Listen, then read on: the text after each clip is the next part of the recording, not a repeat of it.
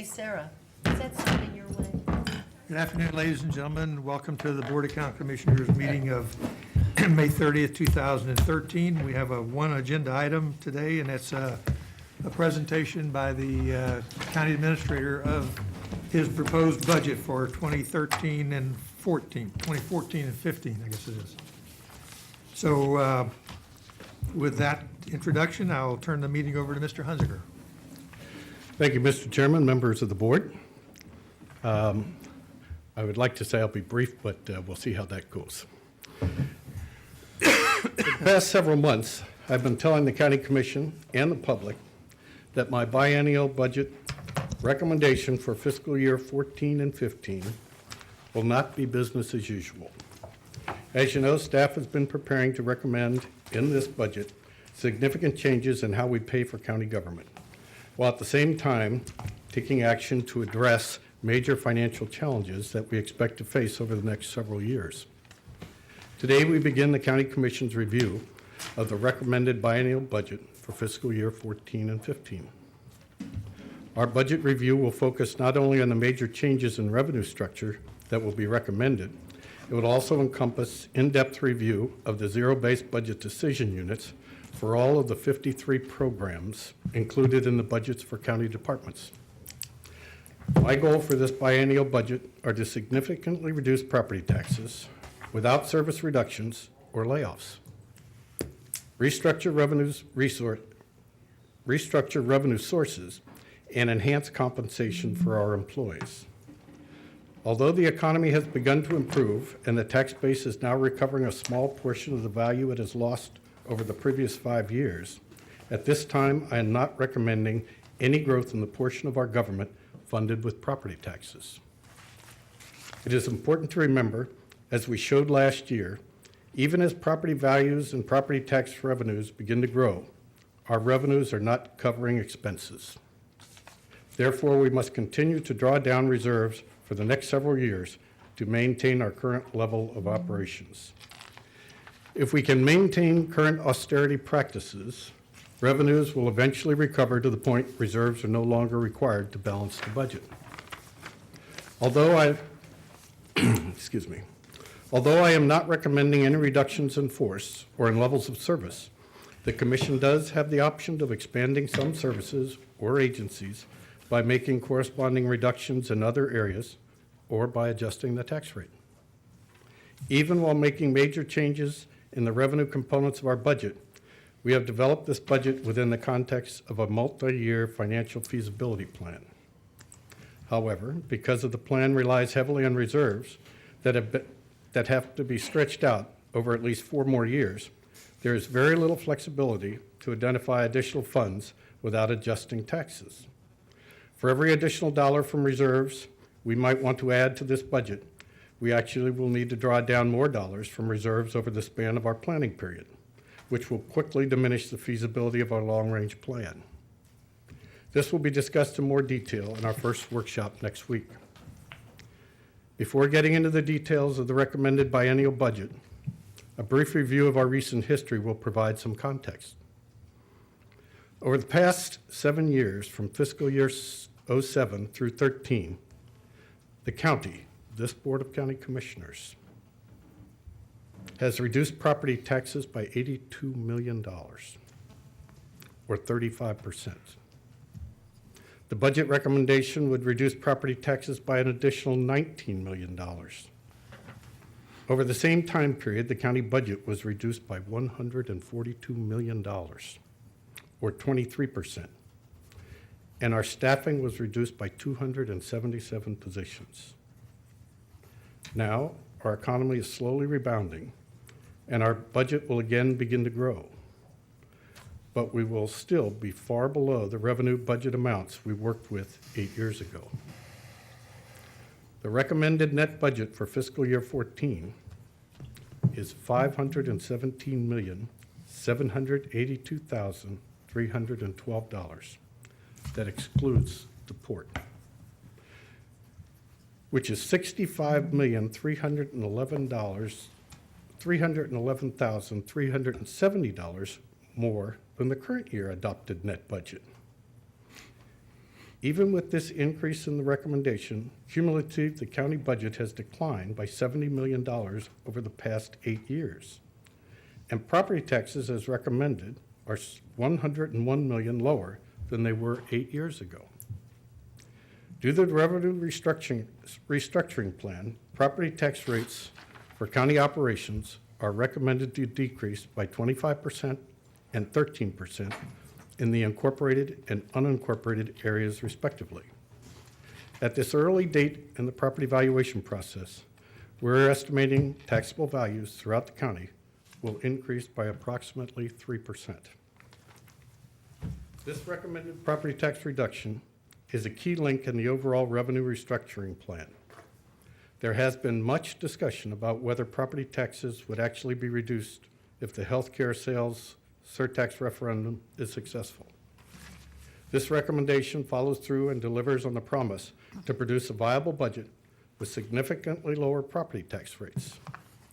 For fiscal year 14, the total countywide operating millage is recommended to be reduced from 6.2993 mils to 4.7113. And the combined tax rate in the unincorporated municipal services taxing unit is recommended to be reduced from 6.9102 mils to 6.0309 mils. The voted debt service millage will remain at 0.1333 mils. We have calculated county operating tax levies, excluding debt service, on a typical homestead parcel valued at $150,000 after exemptions, would be reduced from $945 to $707 in the incorporated area, and from $1,037 to $905 in the unincorporated area. The process used to adjust taxable values for our homesteaded properties eligible for Save Our Homes tax exemption caps increases in the taxable value of eligible properties based on the Consumer Price Index, with increases limited to 3%. For fiscal year 14, homestead properties cannot increase in taxable value by more than the 2012 CPI increase of 1.7%. Based on this budget recommendation, property taxes constitute approximately 26% of the net budget total revenue. There are large portions of the budget which represent business activities such as the utility system and the capital projects budget, which vary from year to year. Therefore, increases or decreases in property tax revenue do not correspond directly to increases and decreases in the net budget total. For example, earlier I told you the net budget is going up, but in fact that's mostly driven by increases that we propose in the capital improvement program of roughly $65 million. Our recommended revenue restructuring plan encompasses three major components. First, the referendum on the health care sales surtax will produce the revenue needed not only to continue our health care programs for the medically needy without a property tax increase after the health care corpus is depleted, but also to supplant property taxes used to fund a variety of other health services provided by the county. Second, our recommendation is to implement franchise fees to be levied on electric utility customers, which generate $15.8 million in revenue. The third component entails the shift of the funding of the Sheriff's Road Patrol from the countywide tax unit to the municipal services taxing unit, which further reduces the countywide tax rate. Overall, these changes do not increase the net amount of sources available to fund county programs. It is important to be very clear about what could happen to these recommended rates if the revenue restructuring plan is not implemented. And the initial determining factor here will be the outcome of the healthcare sales surtax referendum. If the referendum is not successful, the alternative will be likely to be set the millage rates at the same level as fiscal year 13, our current fiscal year, in which case the shift of the Sheriff's Road Patrol to the MSTU could not occur unless taxes were to increase in the MSTU. If we return to the rates levied in fiscal year 13, property tax rates will then be 35% higher in the unincorporated area and 15% higher in the unincorporated area when compared to the rates I'm proposing in conjunction with the restructuring plan. In addition, there are no plans or proposals in the FY15 portion of the biennial budget to provide a tax increase or any other source of funding to continue the healthcare services currently paid for from the healthcare corpus in the event the referendum fails. Now, I'd like people to understand the plan for property tax reduction. All property owners in Manatee County currently pay the countywide millage rate of 6.2993 for services that are provided on a countywide basis. In addition to this countywide millage, city property owners pay municipal millage rates for city services. For example, in Bradenton, this millage rate is 5.4356. Property owners in the unincorporated area of the county don't pay city's taxes, but they pay a millage charge for similar municipal services and a separate item on their property tax bill shown as the Unincorporated Municipal Services Taxing Unit, better known as the MSTU. For 2012 taxes, which support the FY13 budget, the MSTU rate was 0.6109 mils in addition to the 6.2993 mils for a total of 6.9102 mils.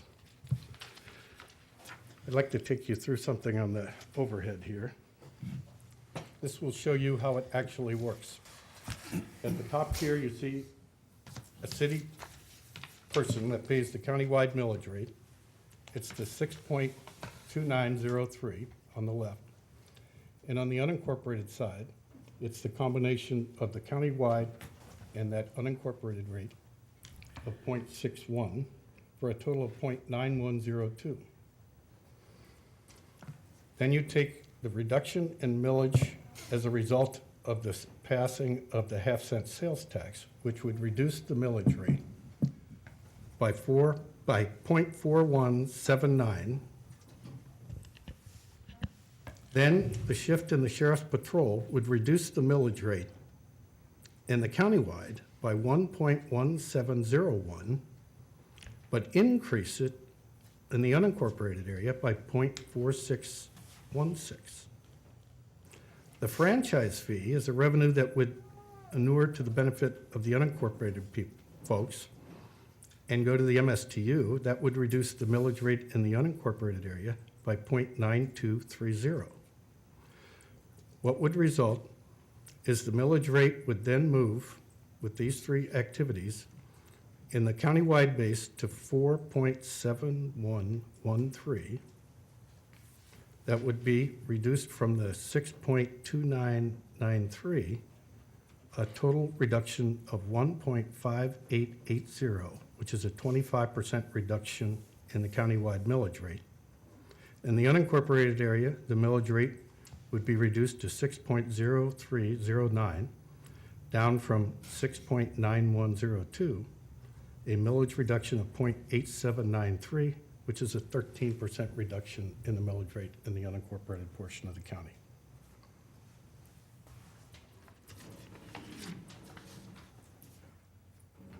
Although this budget will preserve our county programs and services for another year, it is very important to remember we are operating at a deficit, which means the budget for programs supported by property taxes and general revenue is spending more money than we're taking in. We're able to do this by drawing down reserves. In the event the Commission wants to consider adding a new program, enhancing an existing program, or shifting any cost to this area of the budget, additional drawdown of reserves will be required for the foreseeable future. Therefore, if a program enhancement would cost $500,000, we would be thinking about repeating to draw down from reserves for at least a 5-year period until revenues recover. That means we would have to plan to draw down $2.5 million from reserves if we want to fund the program. Staff proposes against any additional expenditures of this nature because we would deplete reserves below the recommended amounts. The amount of reserves required in future years to sustain current operations may not be available. If it is absolutely necessary due to circumstances to add or enhance a program, with appropriate direction, staff could then propose the decision units that would have to be reduced from the budget in order to free up funding for new items. Again, we'll take you through that 5-year forecast at next week's first workshop. Also of note, we have seen a significant lag in our capital improvement plan budgeting in the recent years, due partly to the peak in funding when we accelerated projects to produce economic stimulus in 2009 and 2010. Now this budget recommendation will renew our efforts to step up capital investment while creating jobs and taking advantage of low, reasonable construction costs and interest rates. Our acceleration efforts will go so far as to begin prior to the end of the year, the current fiscal year, so that there will be amendments to the current year budget, as well as increased appropriations in fiscal year 14 budget. Nearly all of the funding for our stepped-up CIP investments will be coming from restricted funds, such as gas taxes, impact fees, utility funds, and tourist development tax for beach renourishment. Throughout the economic downturn, our budget strategies and financial policies have not jeopardized the financial health of the county. These strategies have resulted in maintaining bond ratings for Manatee County, even as the economy has faltered. The county's rating for general obligation debt have been maintained at AAA and AA1 by Fitch and Moody's respectively. The AAA rating is the highest available for local governments. Revenue bond debt was upgraded to AAA plus and AA2, and utility debt was upgraded to AA plus and AA2 by Fitch Ratings and Moody's in 2010. The higher ratings have allowed us to issue recent refunding bonds without bond insurance or a debt service reserve, which are very rare, and resulted in considerable savings on our debt obligations. Since we are proposing our current reserve policies remain in place and other prudent financial management practices will continue, our ratings can be preserved for the foreseeable future. This is a bright spot for us because we are proposing a variety of our capital project needs be funded through bond issuance, which will be explained in greater detail later on. The outlook for the next budget year in fiscal 15, although we expect property tax base and general revenues to continue to grow, expenses will also grow if we want to continue the current level of service and possibly catch up in areas where critical services have lagged behind due to the recession.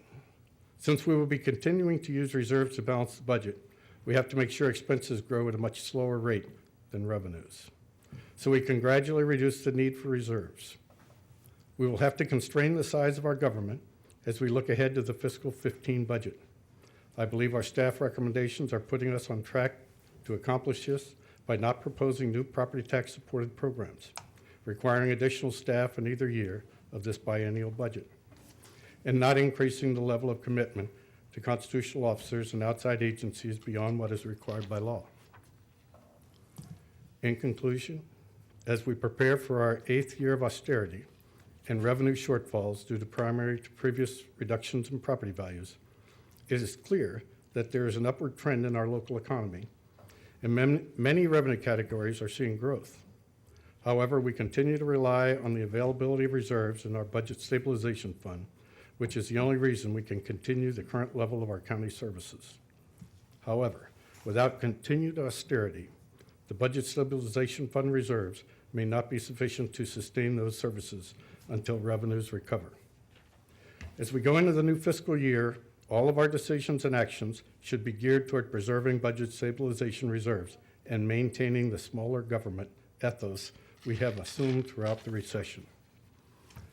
After the presentation of the recommended budget today, the Commission has scheduled additional budget work sessions on June 5th, 10th, 11th, 13th, and 20th.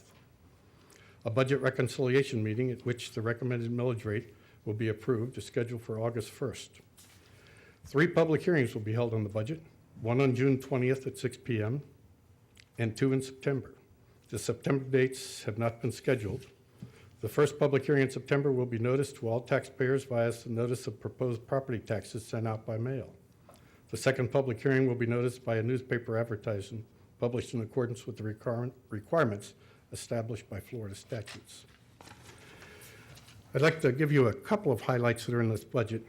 There's a more detailed report that will be in your offices and you'll receive later today. First, I'd like to tell you about employee compensation and benefits. Perhaps the most important accomplishment in the budget proposal as a resumption of funding for employee compensation increases. As we plan for fiscal year 14, it is proposed compensation increases that once again assume a high priority. And also, we establish a policy which will help us to keep our compensation competitive in future years. As we address the scope of employee compensation, I want to be clear that this scope includes all employees of all agencies funded by the County Commissioner's property tax levies.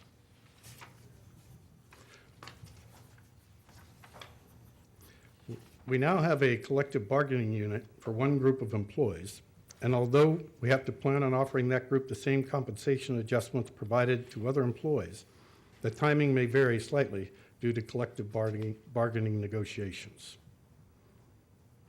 During the past 9 months, the Commission has devoted many hours to listening to employees about this issue of compensation, and we should follow through and find ways to address it in this and future budget years. With regard to the compensation policy, it is proposed that compensation should be the first issue addressed each year as we look to allocate funding in the budget. Then other priorities can be addressed to the extent funds are available. For employees under the county administrator, employee compensation increases will be broken out into two components. It is recommended we implement a market equity adjustment effective for the first full pay period in October based on employment and market analysis. The second component recommendation will be a performance-based pay, increases ranging from 1% to 5% becoming effective for the first full pay period in January 14. It is recommended that constitutional officers receive funding for compensation increases in similar proportions as those provided for county employees. But each agency will implement the details in accordance with their own internal policies. All funds for compensation increases, including those for constitutional officers, will be held in reserves and not distributed until the budget is adopted. I'm recommending in this budget a 4% pool for compensation to all agencies. With regard to employee benefits, the Florida retirement system will be increasing rates for employer contributions effective July 1, 2013, and continuing into next fiscal year.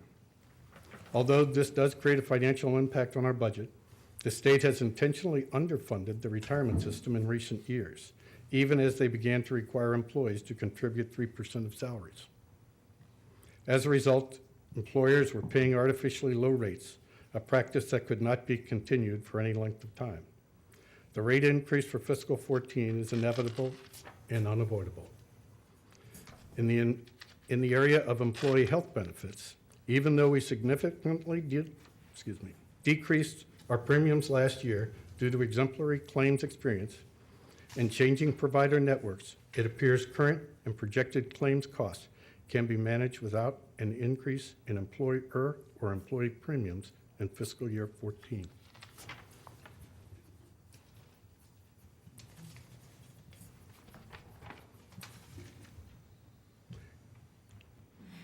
As it relates to the building department, the building department activity rebounds, as we saw in the recent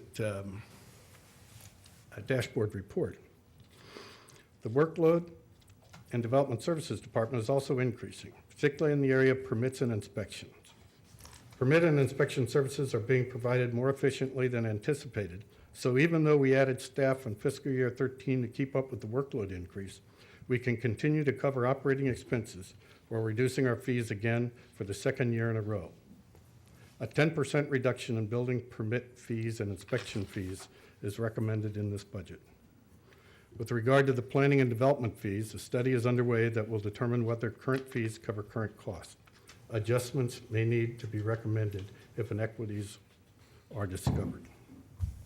I wanted to make sure I made those 2 points to the board before I conclude. As I said, there's a detailed report. There's a more detailed report on issues in the budget that are in your offices today. At this point, I'd be happy to entertain any questions commissioners may have about this detailed budget report. Mr. Chair, I have a question. I know from being from the cities that they can't set their public hearings, and as you know, and their meetings, the school board, I think, goes first, and whatever the school board doesn't do, then that's the dates we set. And I know over the years, I think we all, the previous mayors always encouraged us to get our calendar out, I guess, for that September as soon as possible. If there's any way that we can push the school board a little bit, because the cities all have to wait until we set it, and then they're scrambling, and it's not fair to them. It's by statute that it happens that way. You're correct. The school board, the school board picks first, and then we go second, and we will be working with the leadership of the school system to determine what date they would like. And then there's 6 cities, so, okay.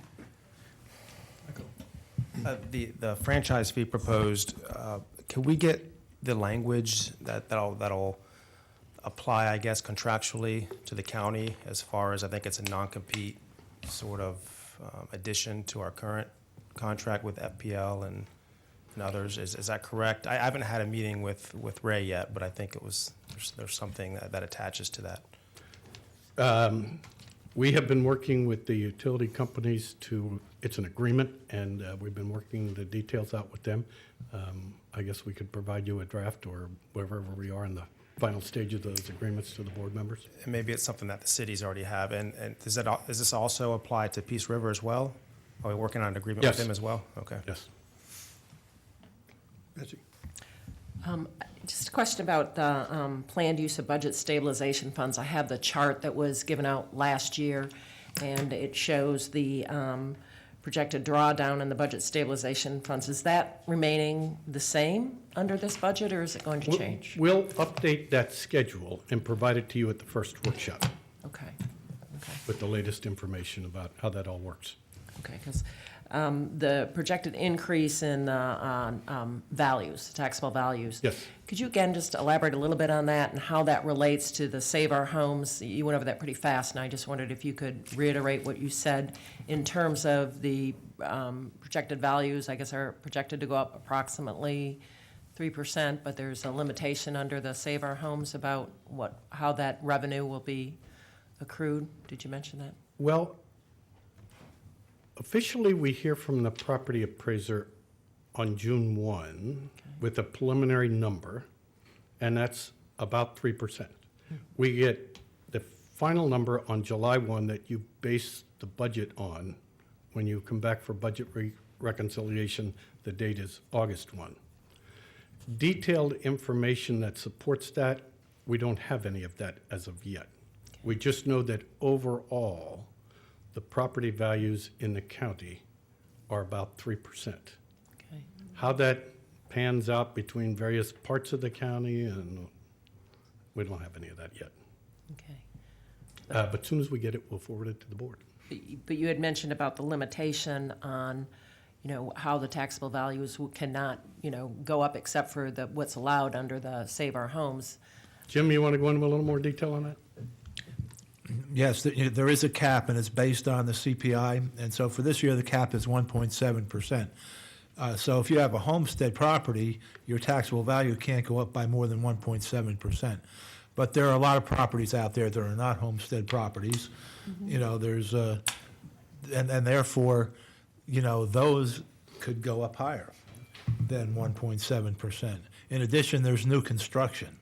And new construction is coming back, no question about it. I think our new construction for the period ending December 31st, 2012 might be as much as double what it was the previous year.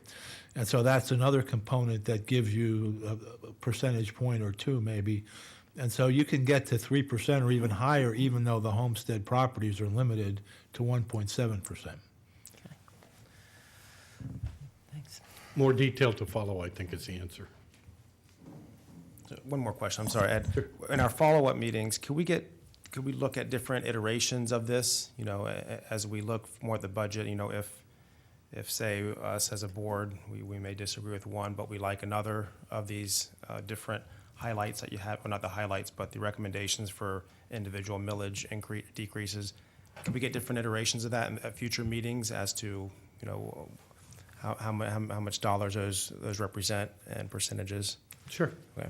We'll bring calculators along, and you ask, we'll calculate. Sure. Thanks. Okay. I have a question. What Michael brought up about the franchise fees, and I think it was said yesterday during a presentation, I wasn't really sure how much we charged in the cities, but I I think they were all charging, what was it, 5.9? 5.9. A user fee to use the property, and that's what all the cities are charging, all 6 of them, for franchise fees. I'm not sure about Longboat. Do they use us for their franchise fees, do you know, or do they use Sarasota? Well, they have their own. And they have their own franchise fees and it Oh, right, applies. it's an income. I'm sorry, you're right. Okay, yeah. Who supplies their FPL supplies for them, correct? That's correct. Yeah. Okay. Looks like we're finished. Jim, you've got some, No, Miss Robin pushed her button. I just pushed I'm it. sorry, didn't see it. Appreciate you delivering the budget. It's hard to take notes and digest it all because we haven't seen any of this ahead of time. Could you go back, because you went over it really fast, if the referendum doesn't pass, what's going to be your recommendation, to stay with the same millage that we have currently? That is an option to go back. I mean, I could envision the board having a discussion about what you would like to do if it doesn't pass. You go back to the current millage rate, would be 6.9. the straightforward thing to do and not readjust the expenditures. You could go in and cut the expenditures in various parts of the budget. Up until this point in time, the statutes require me to deliver a budget to you. At this point in time, I've handed the budget off to you, and what you do with it is your business, and we will help you do whatever it is you want to do with the budget. The simplest thing to do if it doesn't pass is go back to the current millage rate of 6.2993 and move on from there. But we discussed this on Monday. If you have to go back to the current millage rate of 6.2993, the sheriff needs more money, EMS needs more money. You were saying there could be a 4% pool for employees, so that's more money. So, and we're dipping into reserves each year, and that dwindles. So how could we realistically pay for everything with, and even though the property appraiser said we might go up 3%, it's still not going to equate. I've accounted for continuation level in all budgets. We haven't reduced anyone's budget. We're continuing the current level of service in all programs funded by the Board of County Commissioners and the compensation increases as requested. So EMS is accounted for. The sheriff's compensation increases are accounted for. So you wouldn't be looking at necessarily reducing any of their budgets. It's the question of whether you want to increase their budgets.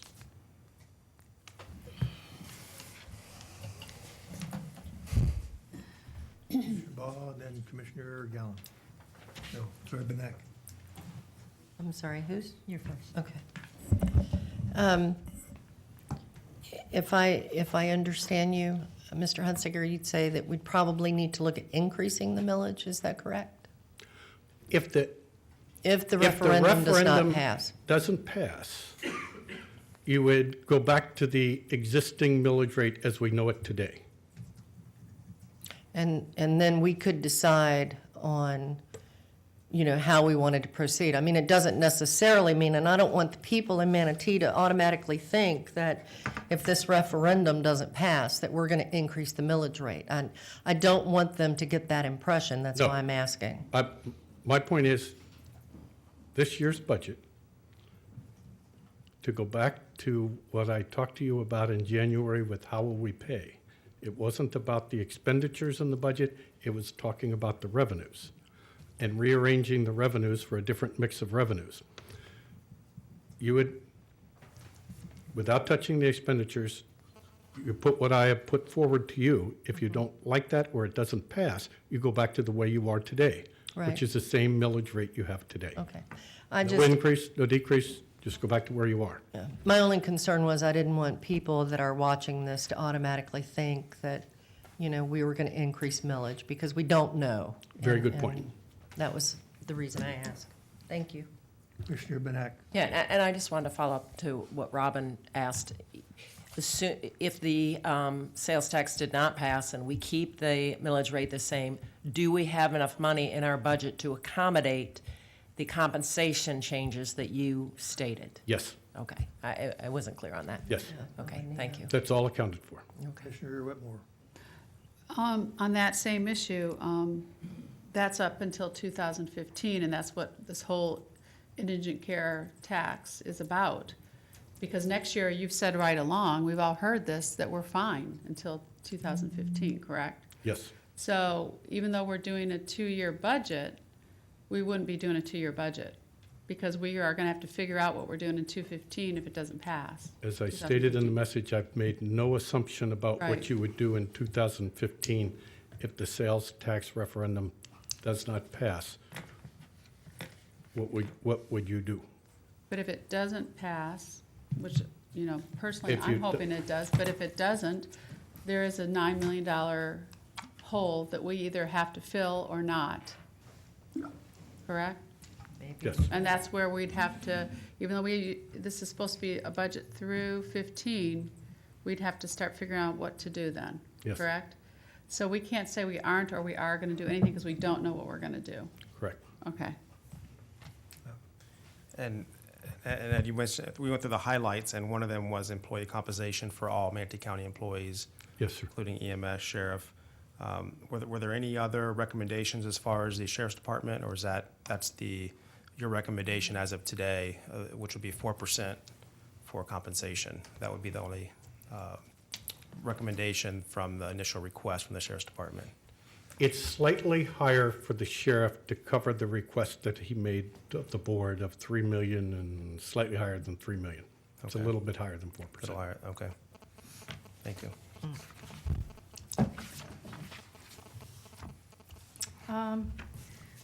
If the referendum does pass, and we've been advocating that you will have property tax relief.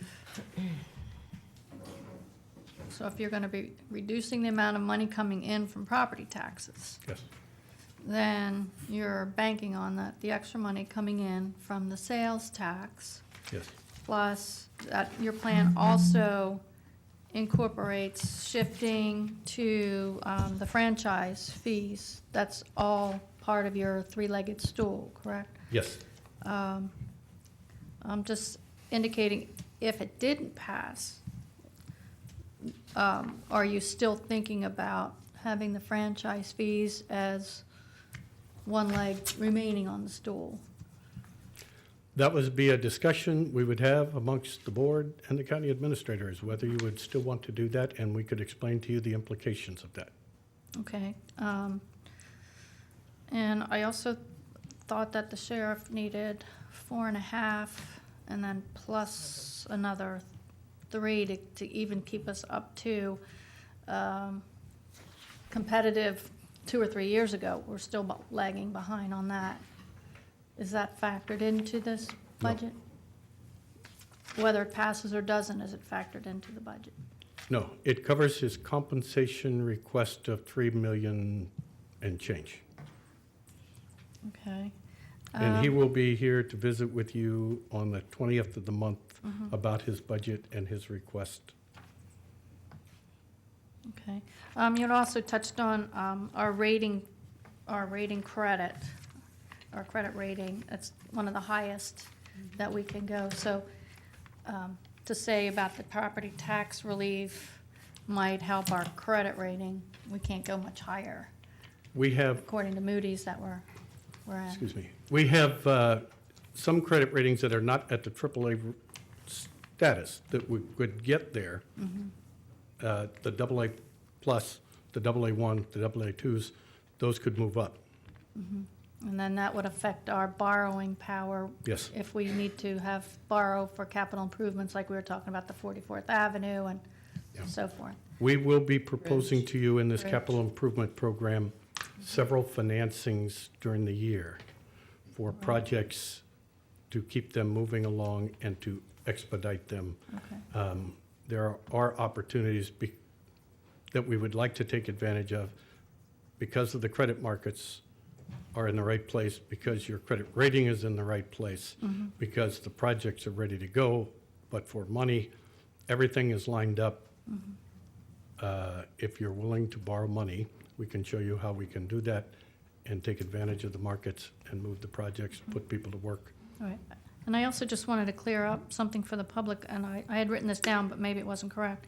We're talking about employee compensation, and then I had written down, all employees of all agencies we fund by the Board of County Commissioners would be in this 4% pool, but you're just referring to county employees and constitutional officers Yes. employees, not every agency that, in the world No. that we fund. Okay, so that's confusing.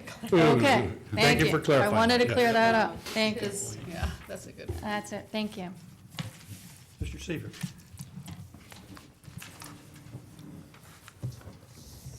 Good afternoon, Commissioners. Jim Seifert, Financial Management Department. I'm going to go through some charts and graphs that show some of the basic elements of the budget and how they're changing, and give you an idea of how it compares to last year and so on. And also now, at this time, we are passing out the budget message. There's a lot of information in there that goes beyond what Mr. Hunziker told you. You know, there are budget increases in this proposed budget, and it tells you about some of those increases and some of the other things that are probably the most important parts of the budget. So that's all in there for your reading at your leisure. In addition to that, when you go back to your offices, you're going to have a complete book of all the decision units. And these decision units go into great detail about each department's budget. Most of you have seen them before, and we'll begin discussing those in the work session next week. So our first graph shows our historic decline and growth in our taxable values, or our tax base. And what you can see here, after a long decline of well over $10 million, culminating in 2012, now in 2013, which gives us the tax base that we base our 2014 budget on, you can see that the property values are starting to come back a little bit. And this is based on information from the property appraiser that is called his June 1 estimate. He actually gave us early the information yesterday, so this is based on the June 1 estimate. The official numbers come on July 1st. The next slide shows our historic property tax levies since 2006. And you can see here we have been holding our countywide millage steady at 6.2993 or 6.3. And with this proposal, it could go down to as low as 4.7. That's the current recommendation if all the assumptions are met that this funding plan is based on. We can see on the next slide the comparisons of the millages, whether you live in a municipality or whether you're in the unincorporated area. Those reductions in millages convert to about 25% in the municipality and 13% in the unincorporated area. On to the next slide. We also have the Palm Air MSTU and our voted debt service millages. They're very small millages, and they are not proposed to change for next year. On the next slide, we can see on a $150,000 home how taxes would change compared to fiscal year 2013. In a municipality, at the proposed millages, taxes could go down by $238.20, in the unincorporated area by $131.90. On the next slide, we see a breakdown of the budget revenue by source.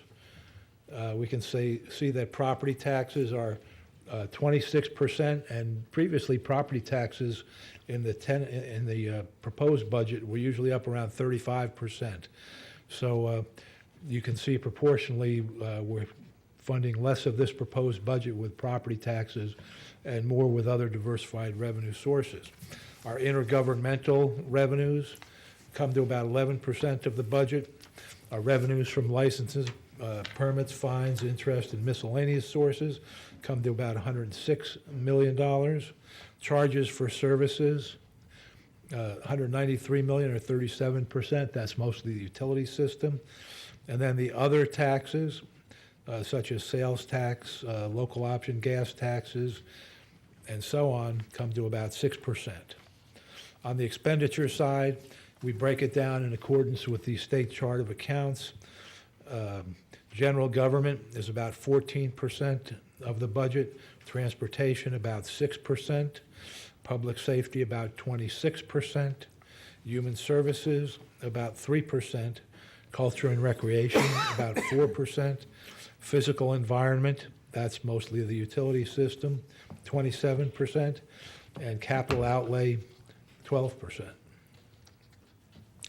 On the next slide, we have a staffing comparison. As Mr. Hunziker has told you, he's not recommending growth in our county government programs and also not recommending staffing in those areas that are funded with property taxes. The only areas where there are additional staff proposed is in the utility system, two additional staff, and that's funded with utility fees. And then finally, okay, that's our last slide. So that concludes this part of the presentation.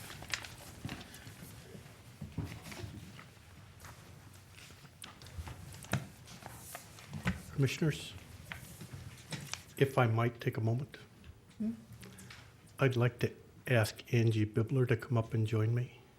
Angie? Are you going? She's not going to like me for this. It was put out. It's going away part. Angie's last day with county government is tomorrow. Aw, I thought you were going to take Jim's place. 34 years? 37. 37. I missed 3 of them. Aw. 37 years with the county, helping to put this budget together.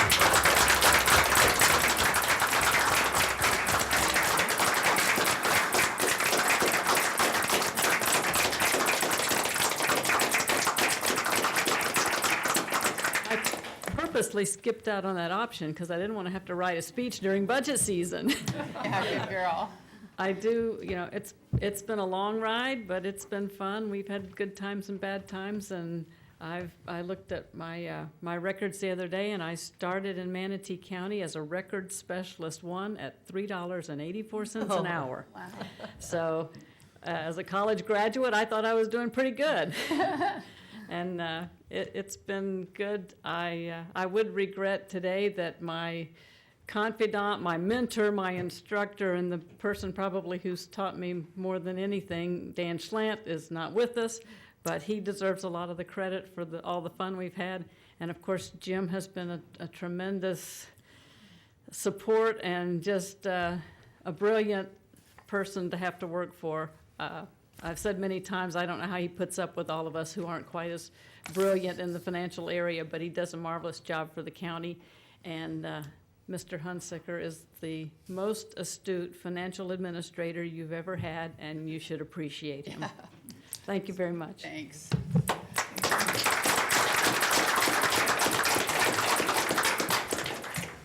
Benak. I'll go ahead and let you finish, then I had a question, if you. That was it. Oh, that was it? Oh. Okay, I had a question about the 518 million versus what our current budget is, and we say we're not growing government, but it's an increase, so maybe you could just tell us what that is. Well, thank you for that, because it will be misunderstood. Your budget is made up of roughly 150 different funds. Each one of those funds has to be balanced separately. The monies, for the most part, don't get commingled. The tax funds, where property taxes go, maybe 5 funds out of the 150. The other funds are transportation impact fees, park impact fees, the utility system, the tourism funds, All of those, the building department fund. So building department activity is up. We saw that, as I mentioned earlier, in the dashboard report. So the revenues are up there, the expenditures will be up there. Tourism revenue is up substantially, you've seen that. Utility activity is up. But the biggest driver of them all is the capital improvement program. And as we take you through the capital improvement program, we're going to propose to borrow money. We put that in on the revenue side, and the expenditure side will be up. And so the budget overall will be up, but it has nothing to do with those 5 funds roughly where your property taxes are. So although those are relatively flat, it's the other funds that are driving the increase. Can I ask a question on that? I just want to clarify what you said from when people ask us. So essentially why you're seeing a difference is because we're borrowing money to do our capital projects because the interest rates are low now. Now's the time to do it. And that is counted in our funds as a revenue. And Yes. that's why you're seeing higher, but That will be actually it's the not. biggest portion of the increase. Okay. But you know, we're going to do beach renourishment. We're going to advance some money for that. We've got all of the things lined up. Charlie, you're a wizard in beach renourishment. He's brought everybody together, and we're going to start that beach renourishment here 2 or 3 in about years an away. hour. No, it's not that quick, but we're going to start soon. And so that's part of the boost in the expenditures. The utility system, a lot of projects are going to be moving along, a lot, not in the way of new growth, but a lot of continued maintenance upgrade in the utility system, and that'll drive your budget. Can I ask Mr. Hunsaker to clarify his answer? That's right. So if you didn't have the capital funds that we're borrowing to do these capital projects, do you approximately know what the budget would be? Because I know somebody's going to ask us that. If we didn't, we are going to do these capital projects, but it would Yes. be nice to know what the base would have been. Or maybe at our budget meeting, you can tell Those us. nice folks behind me will start calculating, Okay. and you'll have that answer pretty quick. Absent the CIP growth, what would be the growth in the budget? Correct. From those other activities? Thanks. All right. Robin? Couple of questions regarding, there's been a lot of things written in the paper about, once we have reduced rates, a lot of the commercial businesses will have a large chunk of their taxes reduced. The millage is calculated, how's that different from them versus a residential? Or are they calculated for as a, and how can they go up or down versus they're not homesteaded? So how's that impacted? That is a detailed question you may want to ask the property appraiser when he comes around, because there's the income approach, there's a value approach, there's a variety of ways that the property appraiser goes about appraising those properties. But overall, one of the board's goals has been for a number of years, how do we create more jobs in the community to employ people in the community? If we can reduce the cost of a business so that they can employ more people and redirect their revenues to employment, that might be a good idea. I can remember my tax class in college so many years ago. Why do governments tax businesses? 2 reasons and 2 reasons only. 1, because we can. They need the money.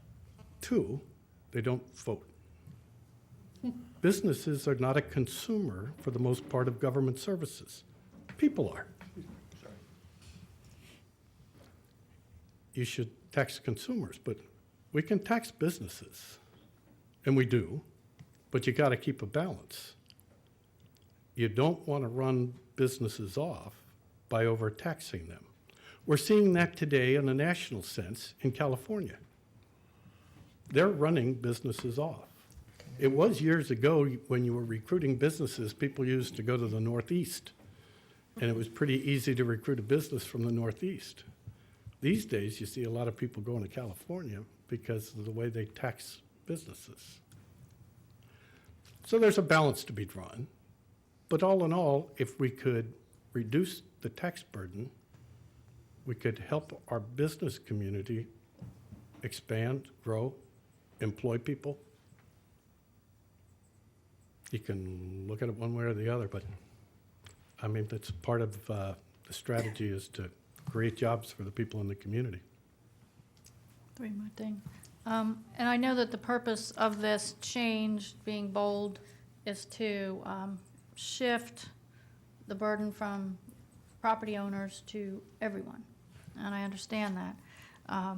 But as I've said before, in these trying economic times, it's shifting the burden for extra sales tax, extra maybe franchise fees tax to those that can least afford it at this very volatile point in time. So it's kind of a double-edged sword to them. And those people that are renting, they're going to see more fees in their electric bills and so on.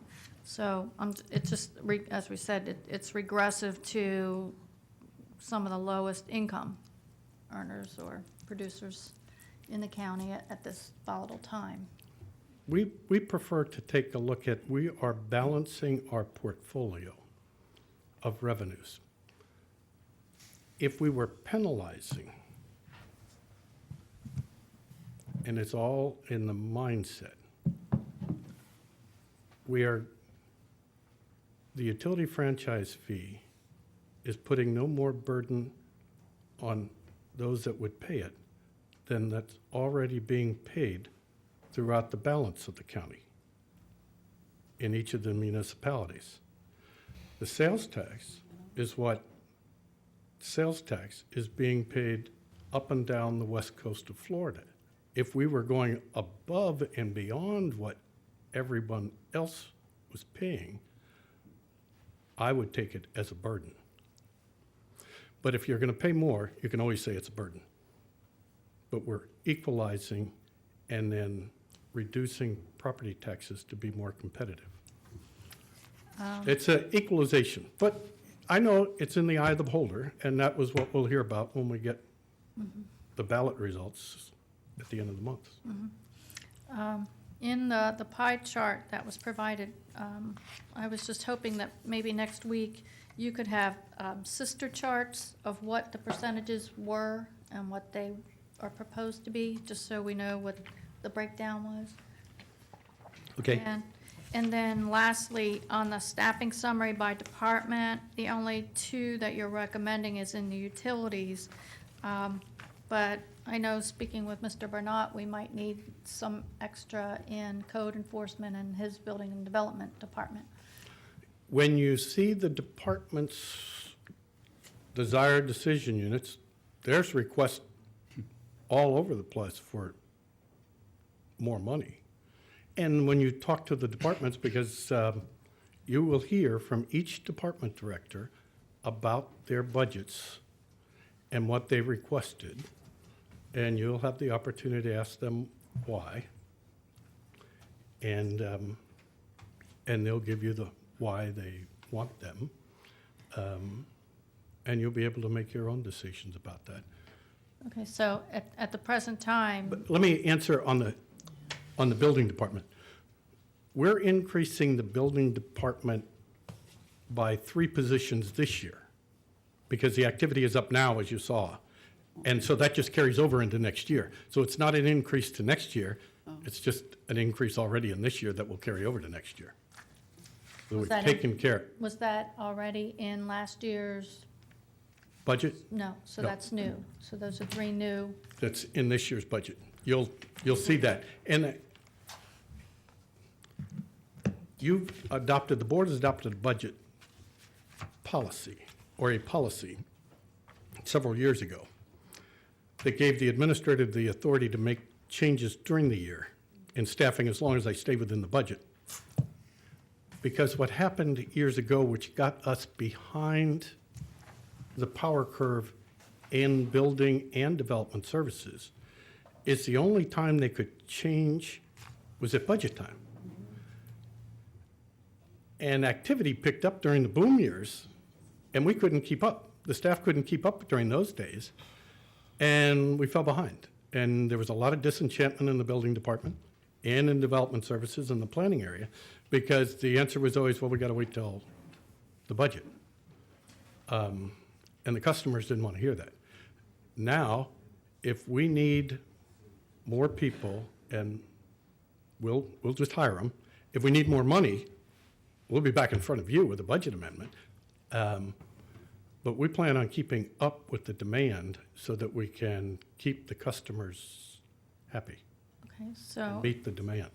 so according to this last staffing summary by department, if a department head has asked, other than these three that we've already put in place, if a department head has asked you for an increase, you're not recommending any except the two in the utilities? Correct. Okay. That's it, thank you. I have the county attorney on the board. He's in the audience, and there's nobody over here, so it must be Mr. Seifert. Yeah, I was going to add some comments on the capital part of the budget, but I think they've been responded to, and we can get you a comparison that shows if we were to take out the increase in the capital part, what the other increases would be, so we can get that information for you.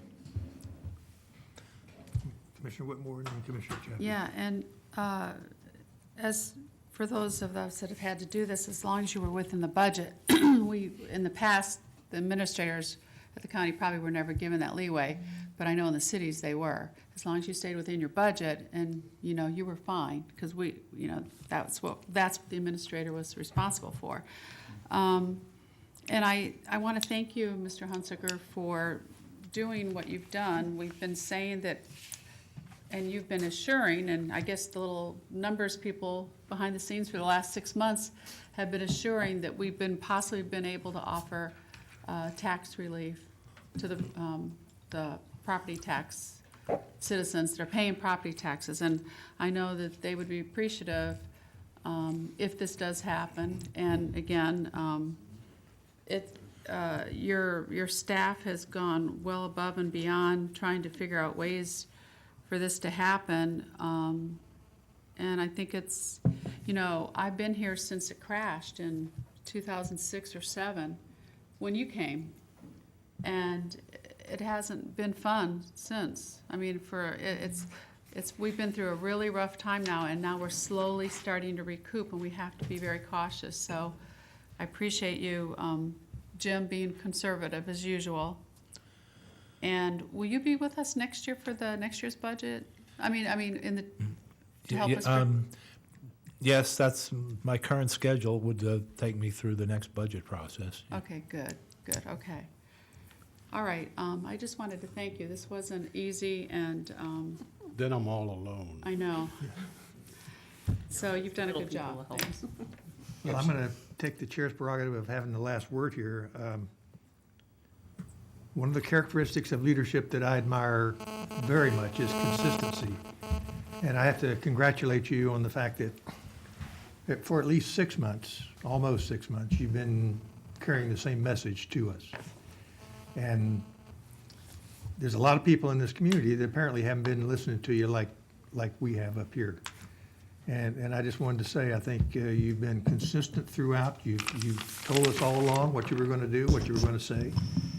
And there's been no even a smidgen of misleading as to what the plan is and what the possibilities are.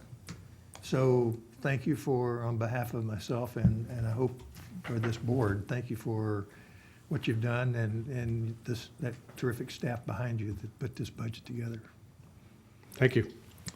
If there's nothing else for the good of the order, Mr. I had the last word, remember? Oh, this was not after this, but before you adjourn, I have to say something. It's not about the budget. Okay. But it's about financial, so that's why I was waiting. Okay. Okay.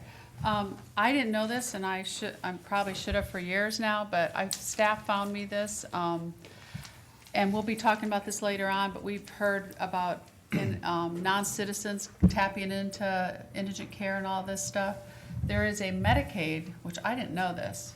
There's an emergency Medicaid, probably paid by the feds or the state, that is for non-citizens that the hospitals have to tap into, which I never knew. And they have a financial requirement, and it takes them probably 6 months to a year to see if they can get this resource. But it's only for that, it's only for the emergency situation only, in the emergency room or the hospital, and I didn't know that. So, in the past, I've been asking the hospitals, they say we get very minimal, and I don't ever remember a non-citizen getting the county indigent part. But there is this fund that the hospitals have to, they do tap into for, not for illegal, for non-citizens. So, I'm gonna copy all you, so you all have it, I didn't even know about it, and that's all. Okay, Oh, we are. Mr. Chair, there's no citizen comment allowed? Okay. There's going to be plenty of opportunity later.